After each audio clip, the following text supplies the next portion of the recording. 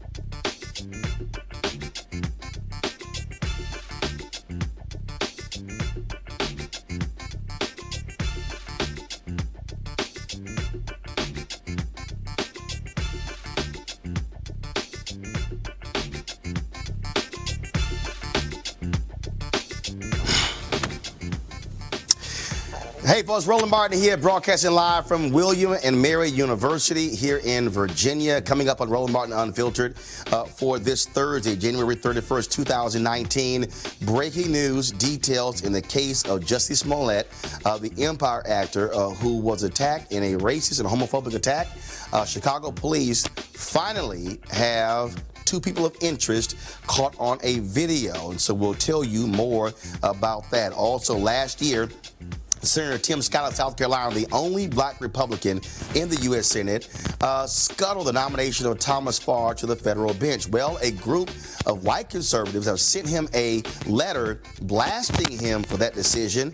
Well, Scott fired back at them. We'll tell you exactly what took place. Also, Senate Majority Leader Mitch McConnell did not have any nice words for a Democratic bill to change voting in the country. Mitch, what's the problem? Are you actually afraid of people voting? We can tell you here what he had to say.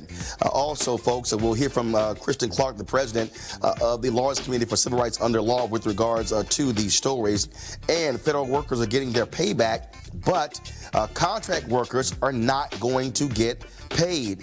Chief economist for the AFL-CIO, Bill Spriggs, will join us to tell you why that is a bad idea. Also, a man wearing LAPD gear says white power over and over and flash white supremacist signs. Wait until we show you the video. And if you think cops stopping black drivers are more than white drivers, you're right. And LAPD special unit is under investigation because of racial profiling. Folks, it's a packed show. It's time to bring the funk on Roland Martin Unfiltered. Let's go. He's got it. Whatever the miss, he's on it. Whatever it is, he's got the scoop, the fact, the find. And when it breaks, he's right on time and it's rolling. Best believe he's knowing. Putting it down from sports to news to politics. With entertainment just for kicks, he's rolling. It's on go, y'all. It's Roland Martin, yeah. Rolling with Roland now. He's funk, he's fresh, he's real, the best, you know he's Roland Martin now.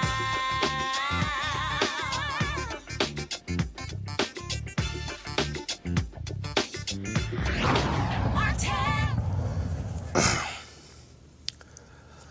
All right, folks, Roland Martin here. I am broadcasting from William and Mary University in Williamsburg, Virginia, where I'll be speaking in about an hour for their MLK program here. And, of course, we'll be talking about a variety of issues, including the issue of race in America. This week, that came to us full force when news was reported.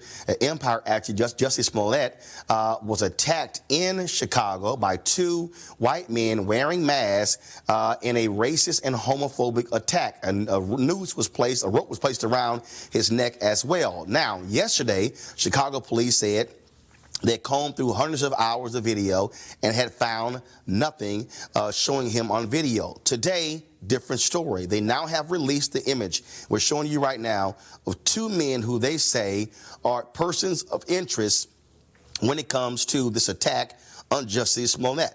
And so we've been following this story. My apologies, folks. We've been following this story here. Now, police are not calling them suspects. Also, so far, there's no video footage of the actual attack. What we do know is that they do see on one video they saw of Jussie with a rope around his neck. Now, we also know that Smollett was talking to his agent, Brandon Moore, on the phone when the attack started. His agent, Brandon Moore, said he did hear this scuffle and heard someone shouting MAGA, but they could not identify who the individuals were. Now, one reporter is reporting that he has two sources who said that Smollett and his manager refused to turn over their cell phones to police. I sent Jussie Smollett a text message to see if that was true. I have not heard back from Jussie as of yet. Now, here's a statement that was put out by Jussie's family. In the early hours of Tuesday morning, our beloved son and brother Jussie was the victim of a violent and unprovoked attack. We want to be clear, this was a racial and homophobic hate crime. Police, again, want the public there in Chicago to identify those two individuals they released that they say are persons of interest in this attack. Also, they say they're still continuing combing through other videotape. They've expanded their zone to see if they can try to find more information on this attack. And so once we get information, we'll certainly pass it on to you. All right, folks, remember we've covered on this show the numerous conservative judges that Donald Trump has been appointing to the federal bench, some of them with strong racial issues. One of those folks is Thomas Farr. He was appointed to the federal bench out of North Carolina. This is the same state where the two current Republican senators blocked two black women who were appointed by President Barack Obama to the federal bench. Thomas Farr is somebody who has a long track record of supporting voter suppression. He was the one who argued the state's voter ID law, the one the federal court struck down and said there was laser-like precision targeting of black voters. Well, Republicans wanted to put him on the federal bench. He came out of committee, but when his vote went to the floor, Senator Tim Scott of South Carolina stepped up and said, absolutely not. I've got a problem with Thomas Farr. They pulled his name from that particular vote. Now a group of conservatives, largely white, have sent a letter to Tim Scott blasting him, saying he's doing the work of liberals. Now, here's the piece. They wrote this long letter to him, blasting him for that. Well, and this is what they said. In these difficult days, when allegations of racism are carelessly and all too often deliberately thrown about without foundation, the result is not racial healing, but greater racial polarization. Joining with those who taunt every political opponent a racist as a partisan political tactic to destroy their reputations is not helpful to the cause of reconciliation. This is what Scott said. He fired back. For some reason, the authors of this letter choose to ignore facts and instead implicate that I have been co-opted by the left and am incapable of my own decision-making. Why they have chosen to expend so much energy on this particular nomination, I do not know. But what I do know is they have not spent anywhere near as much time on true racial reconciliation efforts. Decrying comments by those like Republican U.S. Representative Steve King are working to move our party together towards a stronger, more unified future. Earlier today, we talked to Kristen Clark, president of the Lawyers Committee for Civil Rights Under Law. Here's what she had to say about this issue. Thomas Farr was someone who the civil rights community fought against tooth and nail. He is not someone who deserves a lifetime appointment to our federal courts. And that is because he is someone who has dedicated his entire professional career to defending voter suppression efforts. You'll recall the judicial opinion issued a few years ago that described North Carolina lawmakers as having engaged in discrimination against black voters with almost surgical precision. Thomas Farr was the hired gun. He was the lawyer who was defending and backing an effort that was wholly condemned by the court. And at every step in his career, he has been someone who has been defending and supporting voter suppression efforts. And this record dates back to the 80s. It dates back to the time where Jesse Helms was campaigning in North Carolina. And at that time, there was an ugly voter suppression scheme that unfolded where the Jesse Helms campaign mailed out postcards to black voters. And these postcards were intended to intimidate black voters and threaten them with prosecution if they turned out to vote. The Justice Department investigated, and remarkably, at the 11th hour, a memo was released on the heels of a Senate vote, a critical Senate vote on Thomas Farr. And that Justice Department memo that was developed during the Bush administration described Thomas Farr as the architect and the executioner of this ugly voter suppression postcard mailing scheme. He is completely unworthy of a lifetime seat on our federal court. He was defeated in large part because Senator Tim Scott courageously stood up and said, I'm not going to throw my support behind him, and they didn't have the votes, and he shouldn't be resurrected now.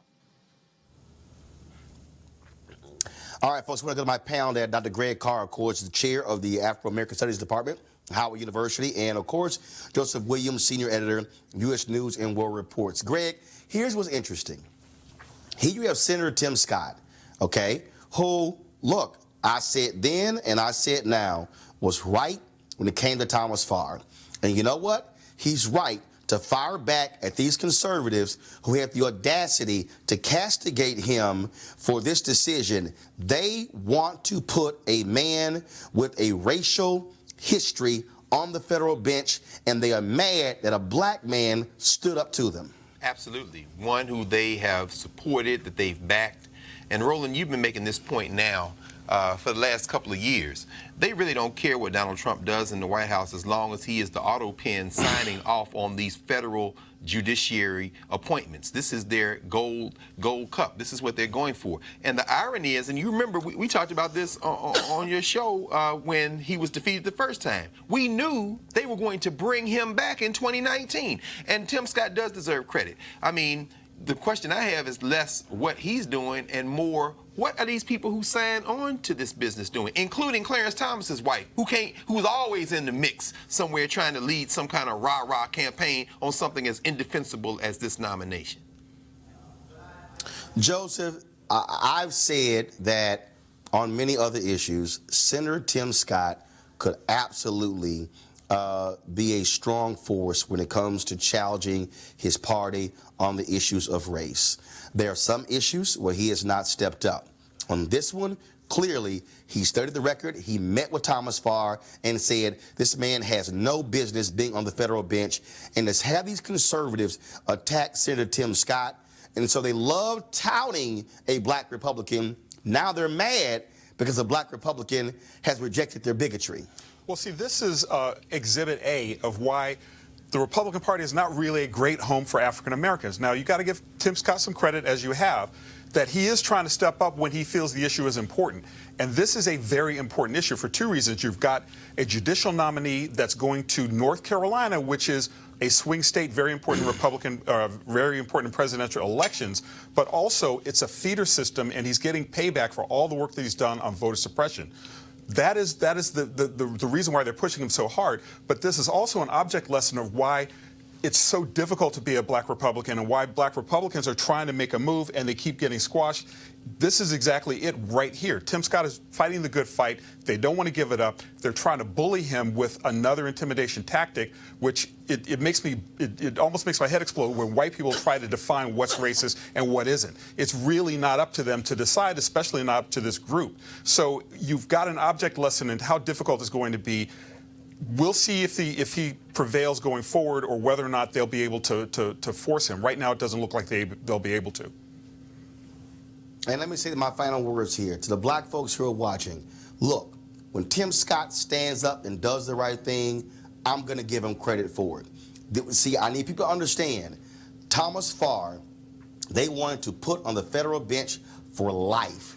That man would have been on the court there in North Carolina, covering an area, according to Reverend Barber, is 40% African American. And so I don't care how you feel about Tim Scott. I don't care if you don't like the fact that he's a Republican. He did the right thing in opposing Farr, and I'm glad to see he stood up to these white conservatives who want to put Farr on the bench, and there are other people who are just like Thomas Farr who they want to put on the bench, and I hope Senator Tim Scott also stands up and says those folks do not belong to have a lifetime appointment.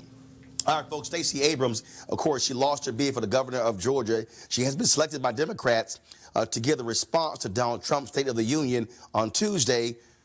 Of course, the Super Bowl is going to be in Atlanta, her state of Georgia, and she's going to be in a Super Bowl commercial. Check this out. Smile. I'm Republican Natalie Crawford, County Commissioner in North Georgia. And I'm Democrat Stacey Abrams from Atlanta. We don't agree on everything. But we love Georgia. And want fair elections. Every vote should be counted from every corner of our state. We need hand-marked paper ballots and our election officials to have the support they need. Join us in the fight for election reform. Take a selfie and share your support. Use hashtag Fair Elections now. Because picturing fair elections is something we can all do. Now, folks, on a national level, as soon as Democrats took over the House, they pushed forward House Resolution 1, which aims to reform campaign finance, ethics, and voting rights, an issue Stacey Abrams, of course, has long championed there in Georgia. Now, here's the thing. The bill calls for automatic voter registration. Folks will have to opt in rather than opt out. It also promotes Election Day and online registration. Now, major issue. Passes the House, goes over to the Senate, and then, of course, Mitch McConnell, Senate Majority Leader, little upset. Listen to what this nut had to say on the floor of the United States Senate. Their bill would make Election Day a new paid holiday for government workers and created an additional brand new paid leave benefit for up to 6 days for any federal bureaucrat who decides they'd like to hang out at the polls during any election. Just what America needs, another paid holiday and a bunch of government workers being paid to go out and work. I assume our colleagues on the other side, on their campaigns. This is the Democrat plan to restore democracy? A brand new week of paid vacation for every federal employee who'd like to hover around while you cast your ballot? All right, folks, now check this out. The bill would make a federal holiday to voting and would encourage businesses to do the same. It would make universities official registration sites, would outlaw partisan gerrymandering, prohibit voter roll purging, provide more poll workers so lines would not be so long.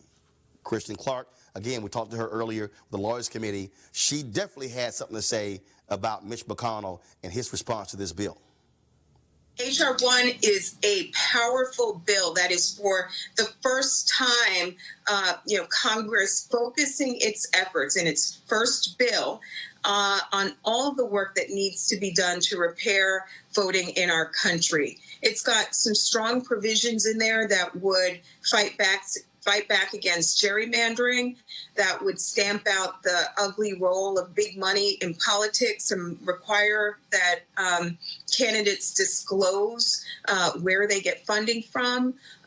It would require that Congress commit to doing the hard work necessary to restore the Voting Rights Act. It would restore the right to vote for individuals with a criminal history and render them eligible to vote in federal elections, and so much more. Congress took up hearings this week to begin developing a record analyzing whether or not we need this strong medicine, and we know that it's needed. At the Lawyers Committee for Civil Rights Under Law, we're fighting tooth and nail every day against voter suppression, and H.R. 1 would go a long way in curbing a lot of the ugly abuses and a lot of the ugly voter suppression that we're up against today. My hope is that Congress will keep its foot on the gas and that we'll see passage of H.R. 1 early in 2019. All right, so Joseph, I want to go to you first. Let's just cut to the chase. I'm going to use in Maine. In Maine, I think previous year, the folks there said they wanted same-day voter registration. Republican Party legislature outlaws it. Didn't ask anybody's opinion. The voters said, what the hell? The next election came back, put it on the ballot, and it passed 65%. This is the example that I'm talking about when it comes to voter suppression. The Republican Party, despite what all these black conservatives say, the Republican Party does not want there to be widespread voting. For Mitch McConnell to stand and say that this is not democratic is an absolute lie.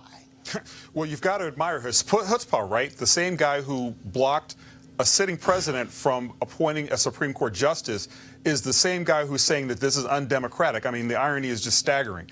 But it's also not the first time Mitch McConnell has stood in the way of these sorts of reforms.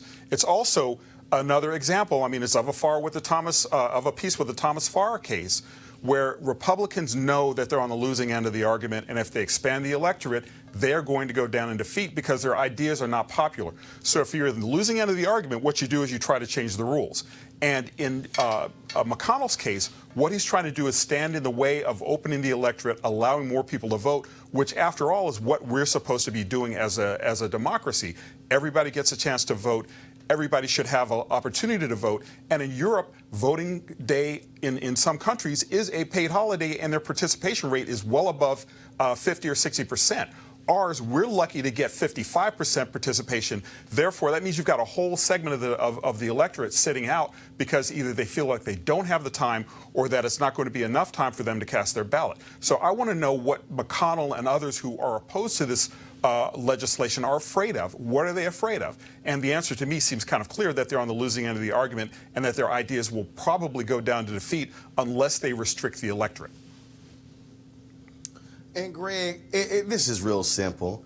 They know if you're able to expand access to the ballot, that gets more people voting.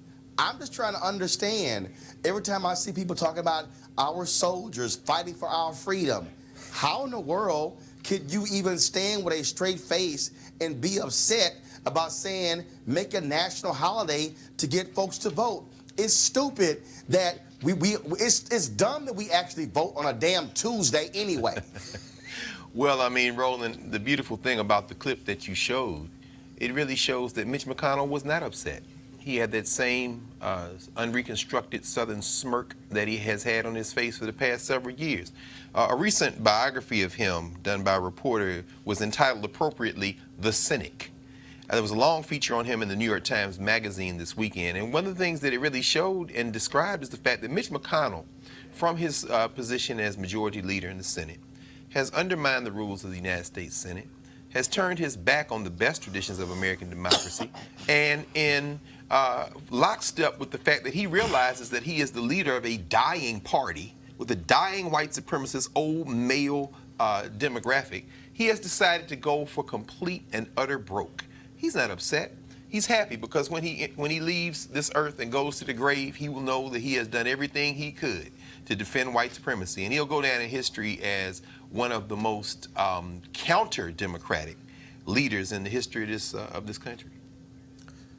And of course, we always hear Republicans talking about the American worker, but they actually screwed the American worker by Republicans refusing to grant back pay to contractors. The Senate, the House and the Senate, of course, passed the bill to reopen the government.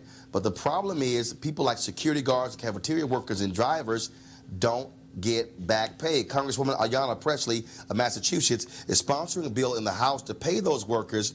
In the Senate bill, do the same thing. It has 20 Democratic senators as co-sponsors. Not one Republican has signed on. Bill Spriggs is the chief economist for the AFL-CIO.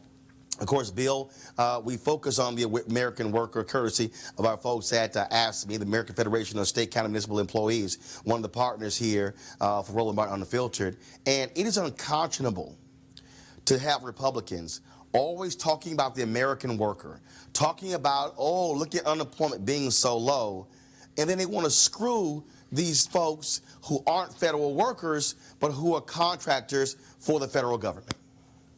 Well, you know, one of the things is we have that many contractors because in the past Republicans have argued against having these people as public sector workers. If you had grown up in D.C. as I did, guards, the cafeteria workers, all of these were federal workers. During Ronald Reagan's era, we began to privatize those services, and we turned jobs that were solid middle class jobs into work for poverty wage jobs. And so it transformed Washington immediately because it cut off a path to middle class jobs. It's a tragedy that Congress and the president were able to shut down the government, particularly that the Republican Senate refused 34 days earlier to go ahead with what they had passed in December and tell the president we weren't going to go along with the shutdown. And the result was that contract workers were hurt. We don't know exactly how many because we don't know how their companies exactly responded, but just sort of back of the envelope, it's something like 2.6 contract workers per government worker, which would mean we're talking about close to 2 million workers who potentially are going to be affected who lost their pay. We're going to find out tomorrow when the job numbers come out. Bill, Bill, for the folks who are watching, again, when we say lost their pay, the government workers will get back pay. But these workers, so basically for more than a month, they will not get a check. So that means that these people are going to likely be behind on their rent or their mortgage or their car payments, the kids' tuition. That money will not get replaced. It won't get replaced. It won't get replaced in the economy. The rest of us have to care about it, not just because we should care about abusing other humans, but it's going to hurt. It has hurt the pocketbooks of others as well.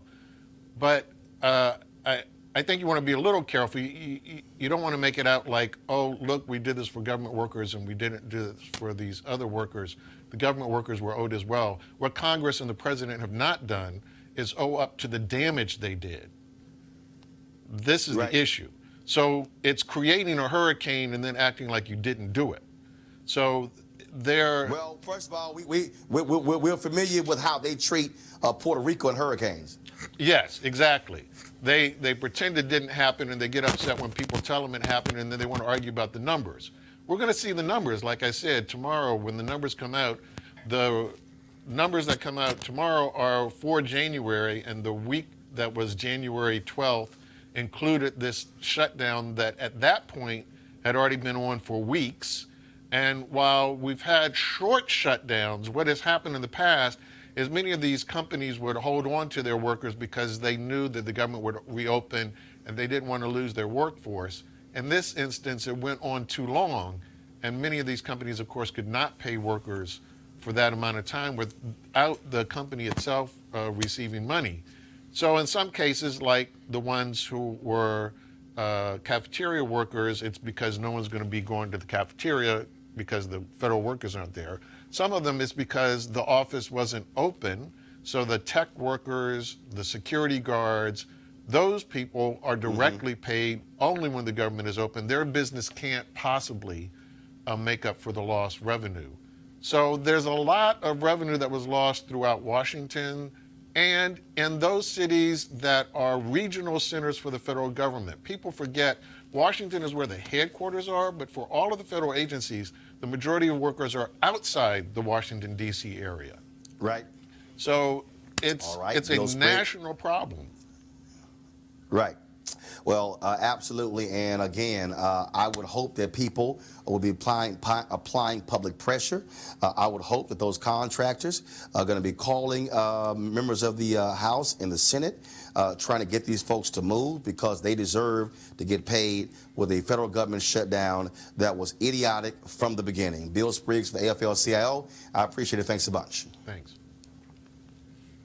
All right, folks, let's talk about Chicago, not the cold weather, but a federal judge approving a consent decree to allow federal oversight of the Chicago Police Department. Remember, this is a police department that had numerous issues over the years when it comes to the treatment of citizens. We also, of course, remember the Laquan McDonald case, where the only reason we even know about that was when that videotape was released to the public that showed officers were lying about Laquan McDonald charging towards the officers before he was shot and killed. Jason Van Dyke, a former Chicago police officer, was sentenced to prison as a result of being convicted of second-degree murder. Now, you also recall that Jeff Sessions, when he was Attorney General, did his best to prevent this consent decree from moving forward. And actually, when he left after getting fired by Trump, he made it harder for any future consent decrees because he felt that we don't want to hurt the morale of police officers.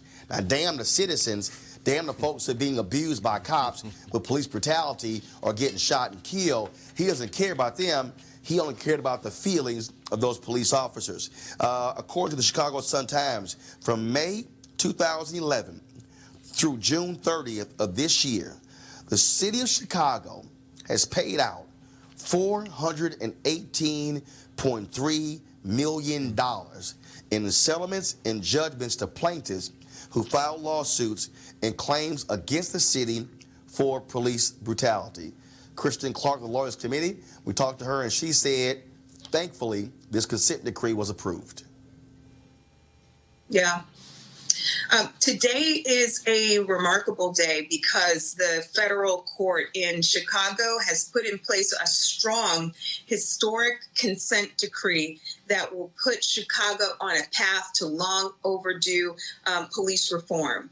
The problem of police shootings of unarmed African Americans is a crisis in our country and one that we shouldn't turn a blind eye to. Remarkably, at the end of the Obama administration, the Justice Department released an extensive report, hundreds of pages long, that contained detailed findings about how the Chicago Police Department was broken and identified instances where they used force and engaged in discriminatory practices that harm African Americans and people of color. What did former Attorney General Jeff Sessions do? He really shut down the Justice Department's work in Chicago and has been obstructing efforts to promote police reform in other parts of the country. And Chicago's kind of a heartwarming success story because what happened there is the former state attorney general, Lisa Madigan, decided to take the baton and run with it. And she worked with city officials to hammer out an extensive consent decree that puts in place smart, necessary reforms that are going to stamp out all of the problems that have been riddling the Chicago Police Department. The consent decree that was approved by the court requires that they publish data on use of force on a monthly basis. It requires that they tighten their policies on when they use tasers. It requires that they document every instance where they draw a weapon and much, much more. And all of this work was done with no Justice Department in place. This is something backed by the state. It's backed by the city, and it is something that is necessary and brings relief to the people of Chicago. Every city around the country that's struggling with the police shooting crisis that we face should look to Illinois as a model, look to Chicago as a model for the kind of reform that might be possible in their respective community. Greg, I want to go back to the importance of federal judges. This was a federal judge who approved this consent decree. This is why Republicans want to pack the federal bench, because they want right-wing judges who will not move forward with things like consent decrees. Absolutely, Roland, and as I said, you've been making this point all along, and you framed it in terms of generations, as many as 40 years out from now. They know they can't hold the electoral math. They can't. They can count, so they're going to try to lock up the federal judiciary and run their fascism through that way. Certainly, we saw in Baltimore just after Sessions took over as Attorney General, his attempt to slip out of that consent decree. But elections matter. I mean, you've got everybody from state's attorney who had on the other night, Marilyn Mosby, to federal judges who are not going to go along with that, who are on the bench. And in this case of Chicago, this is profound. It's major, as we just heard from our friend Kristen Clark.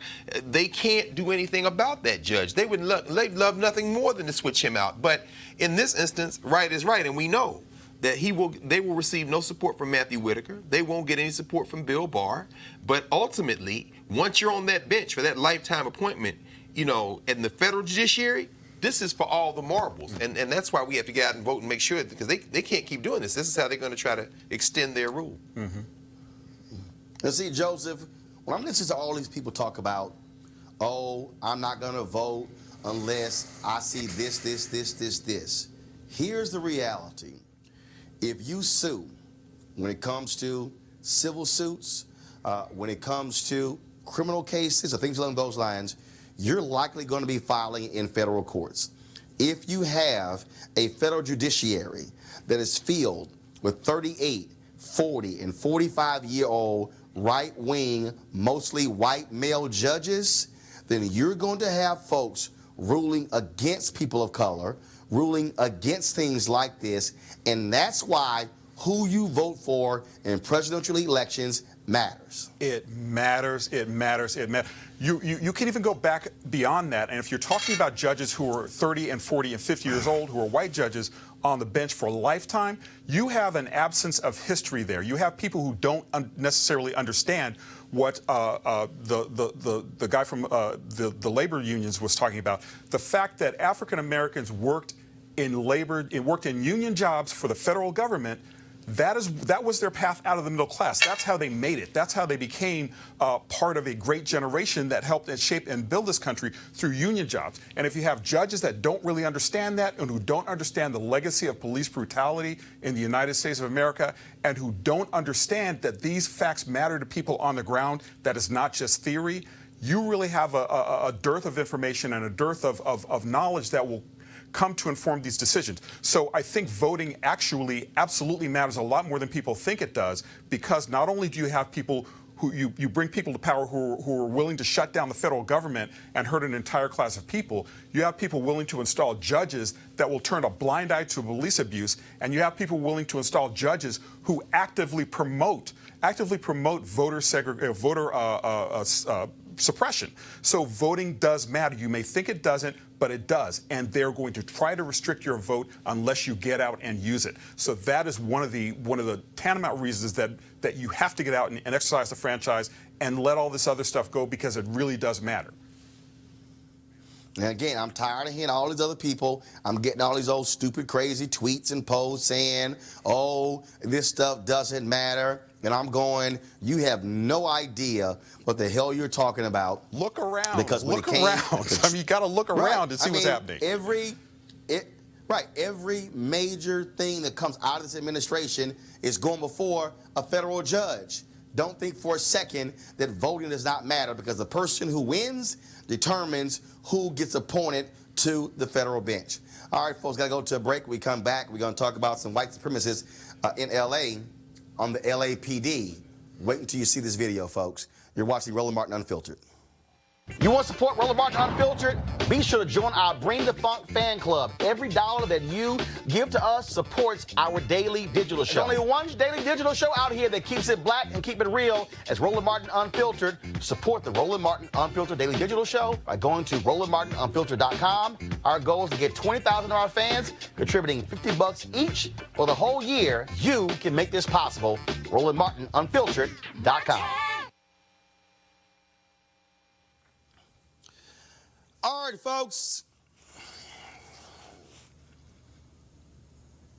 We want to talk about our partners at D-Herbs. Now, of course, I've been talking about their full body cleanse, which I did, 20-day cleanse.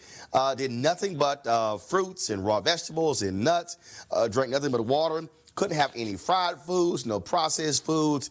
Couldn't even have fish. I ended up losing about 18 pounds. But it wasn't just about losing weight. It was also about cleaning out your system, removing all that toxicity that is in the body, and providing for more energy as well. Now, if you want to try their full body cleanse, remember, they got about 27 different cleanses. Sorry about that, y'all. Allergies are still kicking my butt. They got about 27 different cleanses that you can also try. So what you do is go to dherbs.com, use the promo code Roland. You can also call 1-866-4D-HERBS, 1-866-4D-HERBS. Now, also, what's been the benefit to me is that by being on this cleanse for 20 days, it also changes how you eat and also what you focus on. So by being on the cleanse, look, I couldn't eat anything but raw vegetables and fruits and nuts. And so even as I travel now, so I'm thinking about smoothies or thinking about different ways to eat. And so it changes just not your body, but also how you look at what you eat and what you put in your body. And so if you want to try it as well, again, I want you to go to dherbs.com, DHERBS.com, use the promo code Roland, or you can call 1-866-4D-HERBS, 1-866-4D-HERBS. Don't forget to use the promo code Roland. And we want you to support, of course, one of the partners who are supporting Roland Martin Unfiltered. All right, folks, let's talk about Los Angeles. Now, we've always known you got some racist cops in L.A. We always know about the chokehold that came out of L.A. But, y'all, Check this video out of this cop being on full front Steve King white supremacist. What's your badge number? Give us your badge number. What's your badge number? That's why you're wearing it. What's your badge number? You won't say that. Don't you worry. What's your badge number? Don't worry. What's your Now, the dude was wearing LAPD gear. We don't know if he's officially a cop, but we do hear him saying white power and flashing white supremacist signs. And it's like, really? Really? That's how we roll? But if you also want to talk about racism, go back to the Ramparts division in L.A. if you want to see some real drama. And speaking of that, of course, our folks at the Advancement Project, they have also been looking at what's been happening in Los Angeles when it comes to stop and frisk. In 2015, what they chose to do is, after a surge in violent crimes, they imposed the notion of stop and frisk, doubling the size of their metropolitan division. The metro officers started pulling folks over in unmarked cars, searching for drugs and weapons. And, of course, who did they pull over more? Black and brown people. No shock. Civil rights attorney Connie Rice calls it stop and frisk in a car, and she joins me right now. Connie, how you doing? Can you hear me? All right, Connie, can you hear me, Connie? Connie, can you hear me? Yeah, I can hear you. Can you hear me? Got it. Yeah, I can hear you, Connie. Okay. So why do you call this stop and frisk? Well, Roland, let's set the context here. About 3 years ago, there was a surge in gang crime. And we had 53 shootings, 17 bodies. And the mayor said, I want this stopped. I want it doused. I want it suppressed.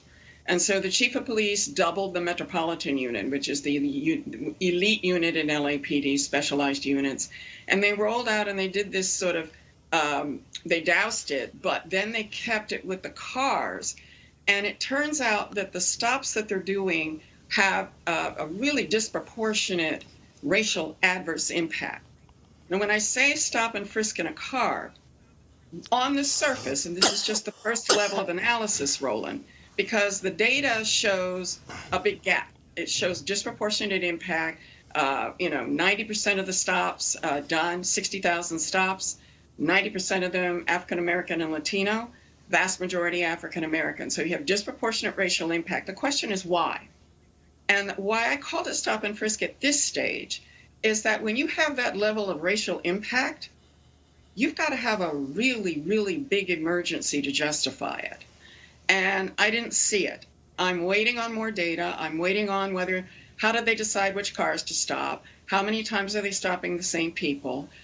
Were these random? Was this a random strategy? Or was it tied to individual investigations of suspects? All of that will tell you whether it was justified or not. So yeah, there's a big gap. There's big impact. When you see this level of impact, you've got to dive deep. And you've got to find some very serious reasons to have this kind of impact. Roland, as you know, I say this isn't your grandfather's LAPD. I think Chief Parks and Chief Bratton and Chief Beck and Chief Moore, they've gotten rid of most of the open, flagrant racists. It's not your grandfather's LAPD, but it's also not Martin Luther King Jr.'s LAPD. So let's be clear, we have a long way to go. This is not about individual bias on the behalf of a single officer. This is about structure and policy and the racial impact of a strategy, a policing strategy. And there's a big difference. When I look at and the impact of a strategy, I'm not looking at individual bias. I'm looking at what's the justification for going into a primarily Black neighborhood and unleashing a strategy that destroys trust, ends up feeling like harassment. African-American residents tell me, look, Connie, I feel hunted. I don't like the way the police are doing their business. Most of the officers doing this, LAPD is majority of color now. So it really isn't the old, even the Rodney King era. We've come a long way since then.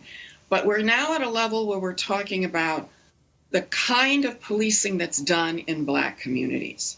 And that's what this is about. And so, final question. You said You're waiting to get that information. Have you requested it? What has been LAPD's response? I've been all week with the chief, and last night I was with the Police Executive Research Forum, which chiefs of all the major cities. And 20 years ago, you couldn't have had a discussion. There wouldn't have been a meeting. And, you know, there's a disagreement here. They feel like they've got to do what they call proactive policing. To civil rights lawyers, when you pull a car over and the first question you ask is, are you on probation or parole? In my mind, you didn't have a reason for stopping that car. If you know who's on probation and parole, and if you have criminal conduct, you can pull that person over, or you can arrest them, or you can get a warrant, right? That's the constitutional way.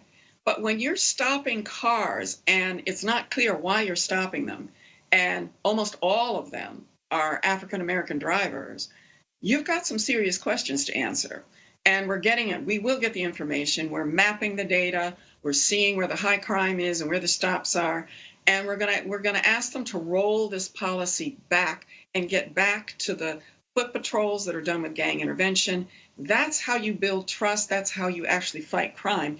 And you engage the gang members, not just targeting them and arresting them over and over and over again and making them even more desperate. But what you do is you give them off-ramps out of the gang life. You give them, instead of arresting them, get the ones who actually want to get out of the gang and give them a chance, and deal with the conditions in the community that make this kind of policing, make the cops think that they have to police this way. I have found that if you position police to do real community policing, they'll do it. But you have to demand it, and you have to give them the tools and the partners in the community to do it. We know how to do this. We know how to do it right. We shouldn't be doing dragnets. All right, Connie Rice, the Advancement Project. We appreciate it. Thanks a lot. Thank you. All right, folks, we'll be back in Roland Martin Unfiltered in just a moment.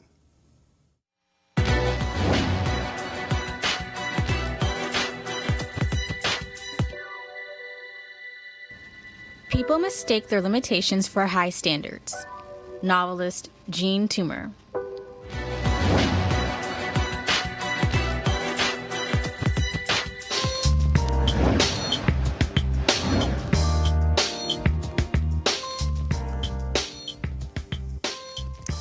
All right, folks, hashtag HBCU Giving Day. Our school for the day is Coppin State University. Founded in 1900 in Baltimore, their notable alumni include Stephanie Reedy, Raheem Devon, Margaret Peggy Murphy, Larry Stewart, and Mary Carter Smith. If you want to support Coppin, go to coppin.edu, coppin.edu. Also, don't forget, we want you to also support Bennett College. They have until tomorrow to raise that $5 million. They are very, very close to getting there. They're making that final push today and tomorrow. So we want you to support them. So please go to the Bennett College website where you can also make your donation. All right, folks. Many of